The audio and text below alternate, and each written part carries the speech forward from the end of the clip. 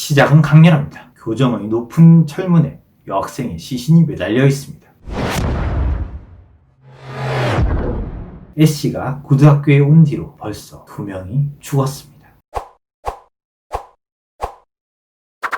책은 아주 흥미롭게 흘러갑니다. 안녕하세요. 호러, 미스터리, 스릴러를 사랑하는 남자 책 호스터 이프로입니다.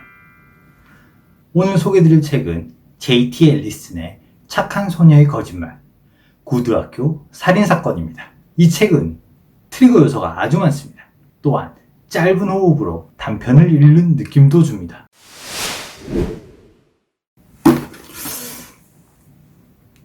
책은 약간 두껍습니다.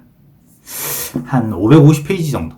책 자체가 약간 크지만 글자 간의 간격들이 커서 글자 수는 보통입니다. 책의 앞면에는 고혹적인 여자의 모습이 보입니다. 사실 우리나라 출간 도서에서는 잘 보기 힘든 책 표지 디자인입니다. 딱 봐도 미국에서 출간되었구나 라는 것을 알 수 있습니다. 예측컨대 아마 원작과 동일한 표지가 아닐까 싶습니다. 구석에 파손된 부분이 있는데 이건 배송 시 파손된 것입니다. 제 경험상 온라인 서점들에서 한 권의 책을 배송하면 상당히 높은 확률로 책이 파손됩니다. 이거는 굉장히 아쉬운 부분입니다. 책의 뒷면에는 독자를 끌어들이기 위한 문장들과 추천사들이 있습니다. 측면에는 책의 제목과 부제가 있습니다.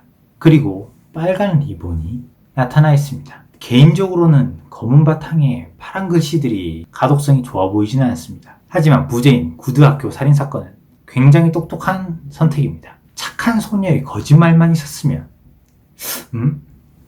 이 책 무슨 책이지? 라는 생각이 들었을 텐데 부제로 인해 이 책은 스릴러라는 느낌을 줍니다. 책의 주요 화자는 고등학교 2학년에 편입되는 애쉬 그리고 고등학교 학장인 포드입니다. 애쉬는 부모님을 여의었고 아직 그 충격에 빠져 있습니다. 학장인 포드는 젊은 나이에 어머니의 압박으로 이 학교를 맡게 되었고 그런 어머니에 대한 반감을 가지고 있습니다. 그 외에 포드 학교의 학생회장이자 애쉬의 적인지 아군인지 모르듯한 베카, 언니가 전에 고등학교 학생회장을 지냈고 말이 많은 룸메이트 카밀, 그리고 알 수 없는 학교의 심부름꾼 루미가 있습니다.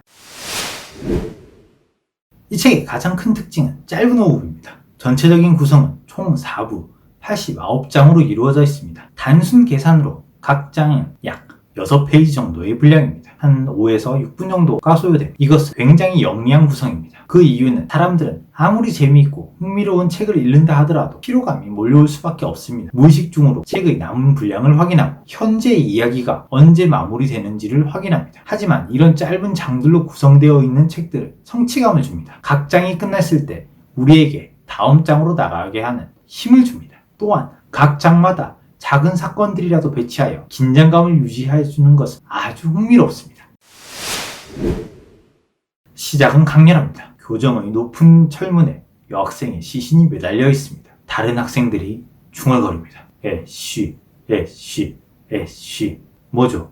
주인공이 죽은 것인가요? 책의 주인공은 애쉬로 부모님을 막 여인 고등학생입니다. 그녀는 화상 면접 때 피아노에 대한 뛰어난 재능을 보이며 고등학교라는 명문 고등학교에 입학했습니다. 학장인 포드는 애쉬가 부모님을 여인 상황을 잘 알기 때문에 첫날부터 그녀에게 잘해줍니다. 또한 왠지 모르게 애쉬와 자신이 어느 정도 비슷하다는 느낌을 받게 됩니다. 고등학교는 여자들로만 이루어져 있으며 전 학년이 총 200명 정도의 소수 정예 학교입니다. 비밀 사교 클럽들이 있으며 각계각층의 고인사들의 자녀들이 이 학교에 있습니다. 이들의 연대는 대학교를 넘어 사회에까지 막강한 영향력을 가지고 있습니다.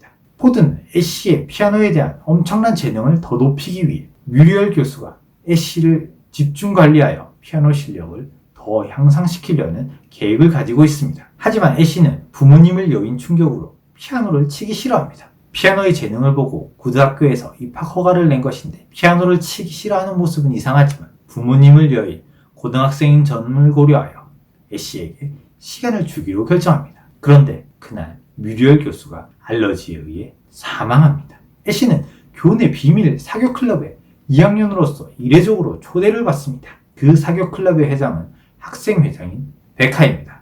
베카는 애쉬의 아군인지 적인지 알 수 없습니다. 베카는 애쉬를 위하는 척 하였다가 돌아서서 냉정하게 대합니다. 사람들에게 관심받기 좋아하는 애쉬의 룸메이트 카밀은 애쉬가 비밀 사교 클럽에 초대받는 모습을 보고 질투를 합니다. 카밀의 언니는 고등학교 졸업생이었고 학생회장까지 지냈고 카밀 역시 그러길 원했기 때문입니다. 하지만 그날 밤 카밀은 옥상에서 떨어져 사망합니다. 그 순간 학장인 포드는 카밀이 떨어진 곳에서 뭔가 이상한 그림자를 봅니다. 애쉬가 고등학교에 온 뒤로 벌써 2명이 죽었습니다.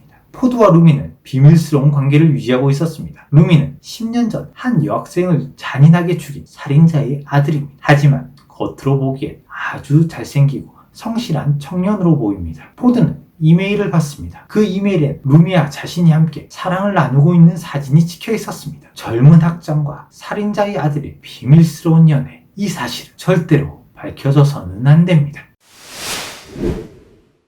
책은 아주 흥미롭게 흘러갑니다. 아주 강렬한 트리거 지점이 제 기준으로 5군데가 있습니다. 이 트리거 역할로 인해 책의 분위기는 완전히 뒤집힙니다. 이런 강렬한 트리거 효과는 책을 읽는 쾌감을 선사하며 다음 트리거가 또 언제 나올지 기대하게 만듭니다.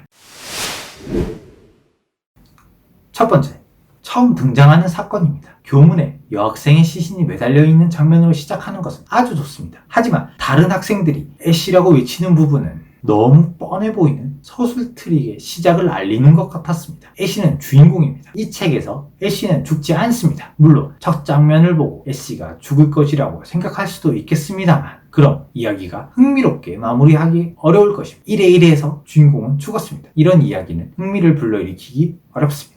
두 번째, 책의 크기입니다. 책의 각 페이지에는 글자 크기가 그리 크지 않습니다. 하지만 줄 간격이 상당히 넓습니다. 물론 가독성을 좋게 하려는 의도였겠지만 책이 커지는 원인이 됩니다. 또한 페이지의 두께가 두꺼운지 550페이지 치고는 상대적으로 책이 두껍게 느껴집니다. 이렇게 두껍게 보이는 책은 책을 읽기 시작하기가 쉽지 않습니다. 세 번째, 책의 결말 부분입니다. 작가가 우리의 상상력을 자극하기 위해 결말 부분에 설명들을 생략한 것처럼 보입니다만 이 책의 전체적인 느낌으로 그냥 급하게 마무리가 된 부분처럼 느껴집니다. 이런저런 말을 많이 하였지만 이 책 역시 아주 잘 만들어진 소설입니다. 특히 각 장의 빠른 호흡은 책의 가독성을 올려주고 이야기를 몰입하게 만듭니다. 책의 두꺼운 크기로 책을 읽기 시작하기가 어려웠다면 읽기 시작하면 끝까지 완주하는 것은 상대적으로 쉬운 책입니다. 또한 뭔가 여학교에 비밀이 있을 것 같다는 판타지를 자극하여 호기심을 불러일으키는 부분도 있고 적절하게 트리거를 배치하여 계속적인 긴장감을 주는 것 또한 아주 좋았습니다. 마무리는 아쉽지만 스릴러 소설을 좋아하시는 분들이라면 아주 좋은 선택이 될 것이라고 확신합니다. 고등학교의 비밀이 궁금하신가요? 애쉬는 정말 죽은 것일까요? 젊은 학장인 포드는 과연 어떻게 될 것일까요? 그리고 학생회장인 베카는 애쉬의 아군일까요? 적군일까요? 오늘 소개드린 책은 미국에서 출간된 J.T. 앨리슨의 착한 소녀의 거짓말이었습니다.